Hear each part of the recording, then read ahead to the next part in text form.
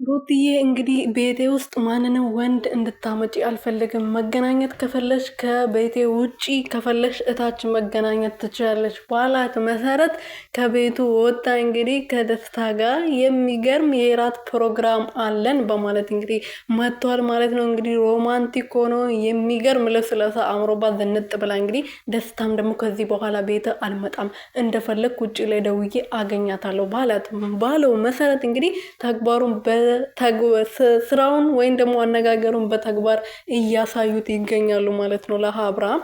ሰላም ሰላም ቤተሰብ እንዴት ናችሁ? ደህና ናችሁ ወይ? እኔ ያለው ፈጣሪ የተመሰገነው በያላችሁበት ሰላማችሁ ብዝት ትርፍርፍ ይበልልኝ። ሩትዬና ደስታ እንግዲህ ዛሬ ደግሞ በአዲስ ነገር ብቅ ብሏል ማለት ነው። አብርሃም በተደጋጋሚ ለደስታ ቤቴ እንዳትመጣ ብሎ በነገረው መሰረት ቤተ አልመጣም ውጭ ያገኛታለሁ ብሎት ነበርና ውጭ ላይ እንግዲህ ዛሬ ደግሞ እስከ ዛሬ ድረስ ቤትሽ መጥቼ ነበር፣ ዛሬ ደግሞ የሚገርም እራት ልጋብዝሽ በማለት እንግዲህ እንደዚህ አምሮባቸው አንድ ላይ መጥተዋል ማለት ነው።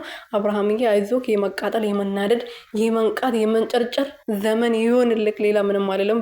በገዛ እጅክ ነው እንደዚህ ያረከው፣ በገዛ እጅክ ነው ሩታ ከአንተ እንድትርቅ ያረከው። ስለዚህ አሁን ሩታ እያረገች ባለው ነገር እኔ ምንም መናገር አልፈልግም። ምክንያቱም አብርሃም ከዚህ የበለጡ የጥፍጥፍ ነገሮችን አድርጓታል ማለት ነው እና መናገር አንችልም የሩታ